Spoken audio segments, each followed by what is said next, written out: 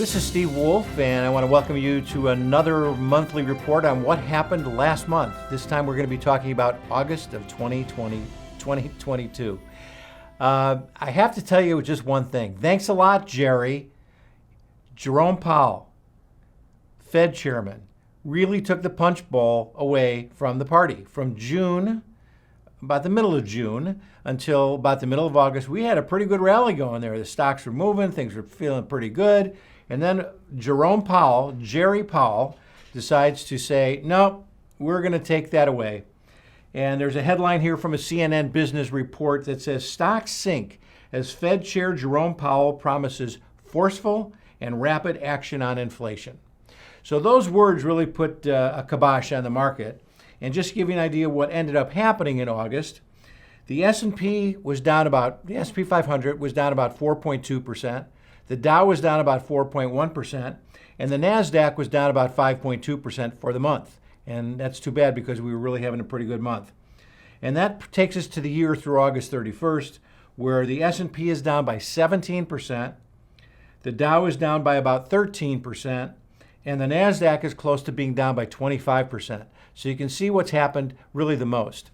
As far as other parts of the market, though, are concerned, bonds have really taken it on the chin, too. I just looked up what they've done year to date, and as of September 1st, and today is September 2nd, and the multi-sector bond fund category in general down about 9.3%. This is all according to what we find on the Schwab site.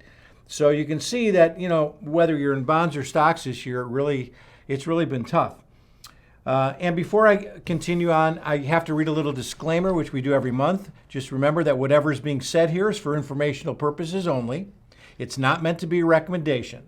Before you buy or sell anything related to anything I am saying about the markets or individual securities, be sure to consult your own financial advisor to ensure it's the best recommendation for your personal situation. Okay, now that we've got that out of the way. The other thing that's interesting that happened this last month was real estate. Real estate had been just perking along. If you were selling a house, you could list it at $500,000 and you'd be getting offers at $600,000. $1.5 million offer was coming in at $1.7 million, and not just one offer, multiple offers. That has changed completely. It has turned. Now real estate has slowed down. Prices are pulling back a little bit. They haven't pulled back a ton, but they definitely have pulled back. So real estate slowed down, bonds have slowed down, stocks are down, and Jerome Powell is saying that's what we want. Now, why does he want that? Mainly because he wants to get inflation down. We still have a very stubborn inflation situation right now. And so basically what he's saying is if he can raise interest rates, that will slow everything down. And that's what they're looking for. Now, if you're a stock investor, you may just have to get through this period. Probably stocks with dividends may be a little bit better only because you're going to get paid to wait in a short period of time. And you can see growth stocks, the NASDAQ in particular, has really gotten hit pretty hard. But this last month, it was all about Jerome Powell and the Fed. When he was at Jackson Hole, there was a meeting at Jackson Hole, Wyoming. That's when he basically said to anybody who wanted to listen that, no, they're not going to pivot. A lot of people thought that as the economy is slowing down a little bit, so the Fed might pivot and say, okay, we're not going to raise rates anymore, or maybe even lower rates. Well, forget that. Jerome Powell basically said, no, that's not going to happen. So he's dealing with uncertainties like, how aggressive the Fed will have to be in raising those interest rates. It looks to me like they're not going to stop until inflation is down to around that 2% level. So probably you're going to see another 0.75% rate hike. Interest rates probably will continue to go up. That's not necessarily very good for stocks or bonds, neither one. The second uncertainty the Fed's been dealing with is how bad does he want to hurt the economy? Because he basically said in his speech, this is going to cause some pain. But he thinks it's better than the pain that will be caused if they don't do something about inflation. What he didn't say, because it's not his purview, is that the fiscal policy also has to get in line too. And right now, I'm not so sure if the fiscal policy is doing that. We're spending a lot of money, That's part of the problem. The money supply is huge, and that needs to come down too. The Fed did say, though, that they were going to reduce their balance sheet. So a lot of negatives really right now in the very near term.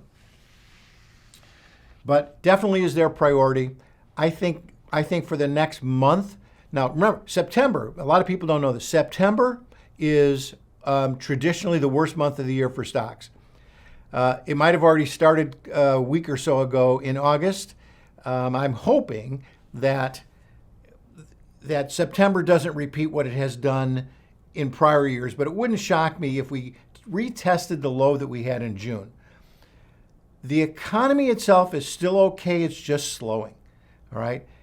So if once Powell believes and once the Fed believes that we've got the inflation boogeyman under control, that is when I think he's going to stop doing what he's doing. Until then, who knows what's going to happen. So we'll just have to wait and see what happens for September. In the meantime, the old dog days of August started good, ended up bad.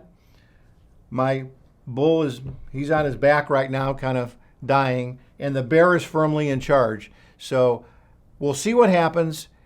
I don't know if September is going to be this bad month. I don't know if the rest of the year is going to be bad, but right now there's a lot of headwinds.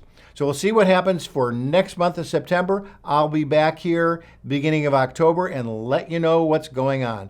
Until then, this is Steve Wolf. Happy investing, everyone.